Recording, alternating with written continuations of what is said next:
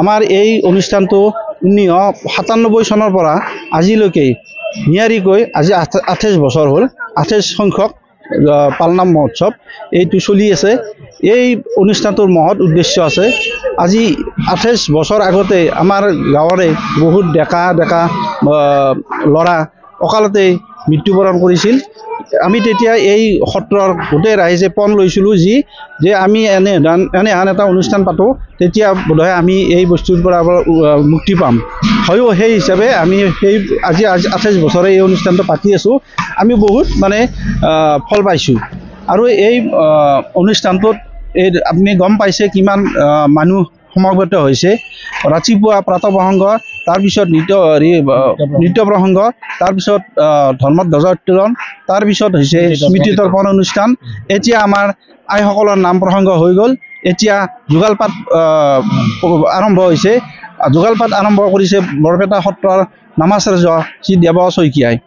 আজি আমাৰ এই সত্ৰখন 1960 চনতে লছাখনীয়া গোবিন্দ আতাই প্ৰতিষ্ঠা কৰা সত্ৰ। এই 464 বছৰ হ'ল। আজি এই 464 বছৰে আমাৰ নামঘৰটোৰ অৱস্থা খুবেই জৰাজীৰ্ণ আছিল। ৰাজঘৰীয়াৰ আজি আমাৰ সত্ৰ আসনৰ প্ৰতি অলপ কমলপুৰ সমষ্টিত ৰেকৰ্ড জেগা, সীমামূৰীয়া জেগা হিচাপে আমাৰ কোনো ধৰণৰ চকু কাণ দিয়া নাছিল। এইবাৰ আমি অসম দৰ্শনৰ পৰা 3 লাখ পাইছোঁ আৰু মুখ্যমন্ত্ৰী হিমন্ত বিশ্ব শৰ্মাৰ পৰাও 10 লাখ ইতিমধ্যে আমি ঘোষণা কৰিছে। এই পইচাখিনিৰে আৰু ৰাইজৰ পৰা দান বৰঙণি দি আমি নামঘৰটোৰ কামখিনি আৰম্ভণি কৰিছোঁ। আজি আমাৰ ব্ৰজবাসী সত্ৰৰ নামঘৰটো স্থাপন হোৱাৰ 1560 চনতে স্থাপন হৈছিলে আৰু সেই মৰ্মে আমাৰ আগৰ প্ৰয়াতা দেউতাসকলে নামঘৰটো চলাই আছিলে। আৰু আজি আহি আমাৰ কিছু বছৰ আগত আমাৰ গাঁৱৰে ডেকা গাভৰু বহুকেইজন অকালতে বিধ্বস্ত হৈছিল। সেই উদ্দেশ্যে আমাৰ ৰাইজৰ আটাইবিলাক গোট খাই ইয়াত আলোচনা কৰিলে যে আমি প্ৰভু ভগৱন্তৰ যদি গুণানুকীৰ্তন অলপ কৰিব পাৰোঁ, নিশ্চয় আমাৰ গাঁওখনৰ মংগল হ'ব আৰু ভৱিষ্যতে আমাৰ উন্নতি হ'ব। সেই উদ্দেশ্যে আজি আমি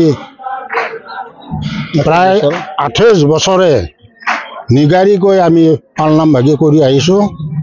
আজি আহি আমাৰ এই বছৰ 28 চনত আমাৰ পালনাম এতিয়া বৰ্তমান আৰম্ভ হৈছে।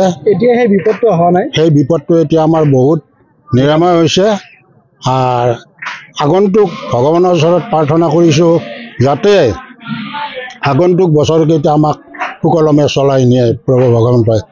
ইয়াতে মই আমাৰ মহাপুৰুষ মাধৱদেৱৰ এটা ঘোষাৰে সামৰিছোঁ।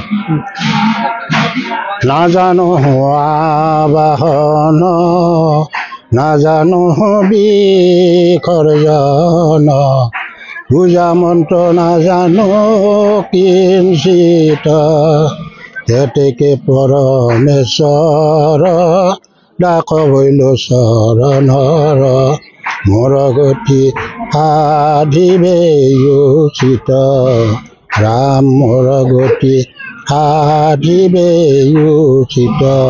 কৃষ্ণ কৃষ্ণ হৰি হৰি।